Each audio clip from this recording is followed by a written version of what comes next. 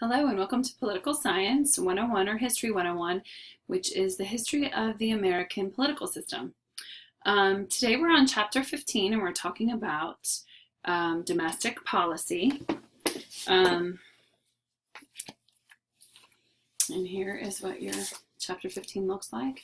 I really want to encourage you to make sure that you read the chapters and underline, take notes, because your weekly quizzes are over your reading.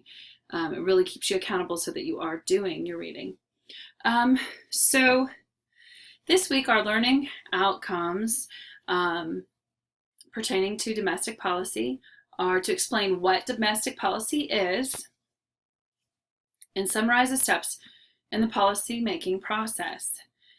Discuss the issue of healthcare funding and recent legislation on universal healthcare insurance. Summarize the issues of energy, independence, climate change, and alternative energy sources. And describe two major areas of economic policy making and discuss the issue of the public debt. Okay. I love how they open up with an argument in politics, and then they have each side explained. Do we send too many people to prison is what this one is about. And honestly, it's very shocking because the U.S., as you read, has the highest incarceration rate in the world. Okay. And there's so many smart people in the United States. Surely we can come up with a better plan. 2.2 million U.S. residents are in prison, which, wow, it said 1 in every 100.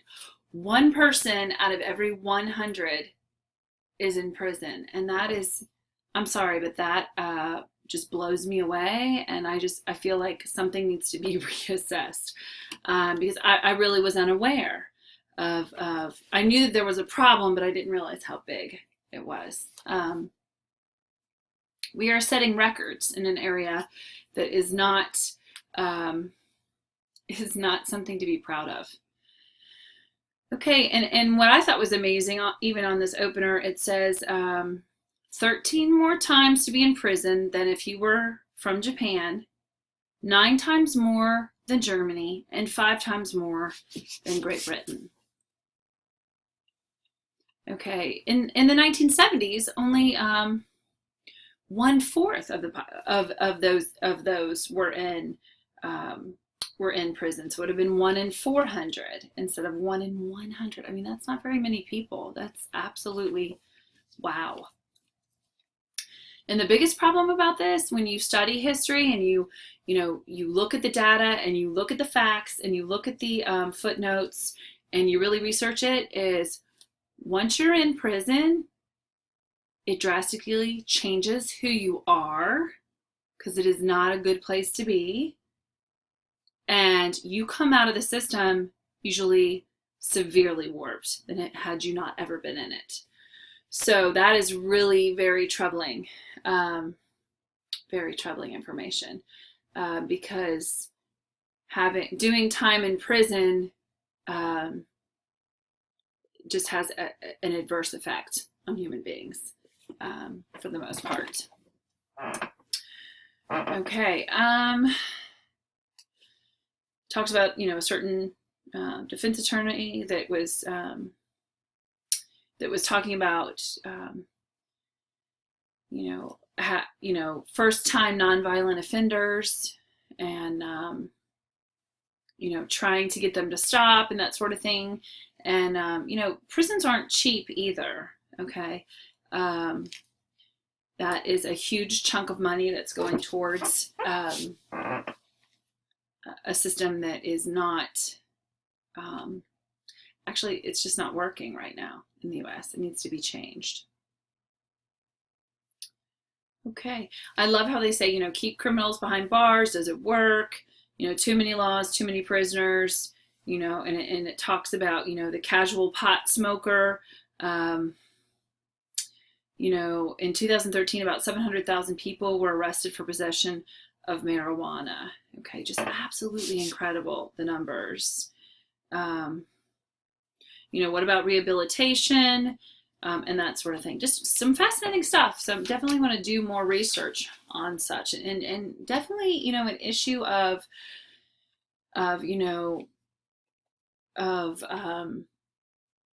who should go to prison and who shouldn't. Now, I'll just share just a personal story. I had a relative who was actually murdered by a serial killer, and he was caught. He had life in prison, different places, and actually his life imprisonment came up, and he was actually executed in Ohio, even though he'd killed people in other states. So, I just want to just really, point out that my family has been affected by such, and devastating to lose a life of a family member. Although by marriage he was a family member, still, someone who was extremely beloved by certain members of my family. So, definitely. Not for anarchy, but something needs to be looked at in our prison system, just because something's not working. It's broken. So I think that's what domestic policy is all about. Domestic policy, looking at the definition, it's a public policy concerning issues with a national unit, such as a national policy concerning healthcare or the economy or things at home. Domestic policy is what's going on in our own country. What problems do we need to solve? There are foreign issues and foreign policy, and usually presidents pick one. They either are very much concerned about domestic policy, or they're very much concerned about foreign policy. Obviously, you want someone who is going to strike a balance, but especially during the Vietnam War, there was a lot of issues because many presidents were concerned about what was going on overseas and letting our nation and issues just kind of unravel. And people really wanted to have people taken care of at home. Something else I want to point out, and just in history, is, a lot of times, I'll give you an example. There was a book called Mother India, written by not by a historian, but by a journalist. And we understand through what we've talked about with academic writing, which is not to sell something. Academic writing is often not as popular for sales because it's more trying to find the objective, viewpoint and trying to find the truth.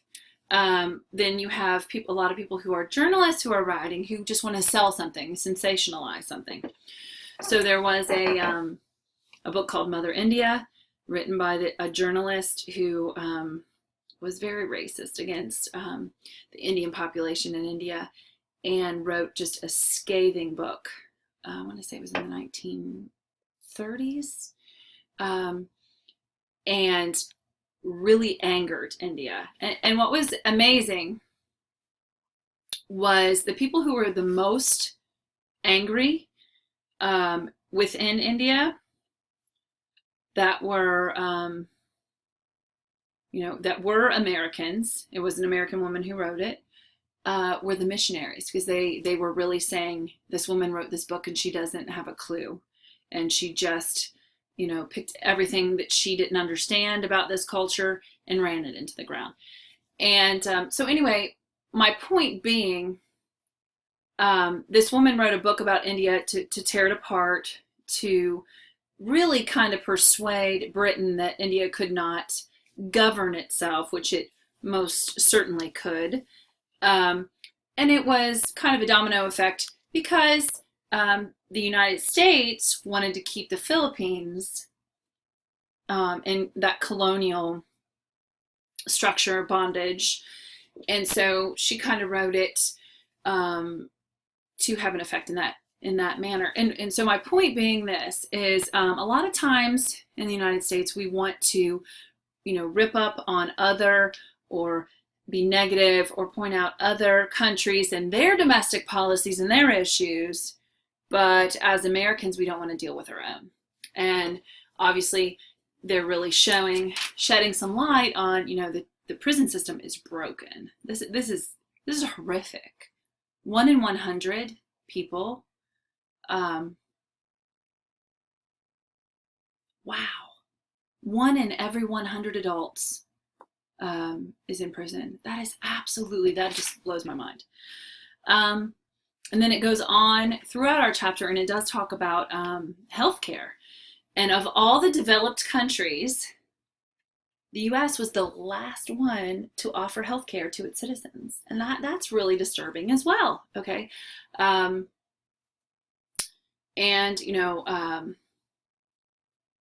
Very expensive healthcare in the past. And although, you may disagree with how the healthcare was done, and maybe it does need vast improvement, that's not really my area of expertise, the fact that we're the last country to offer it is, wow. That's just really, that's our domestic issues that we have to take care of at home.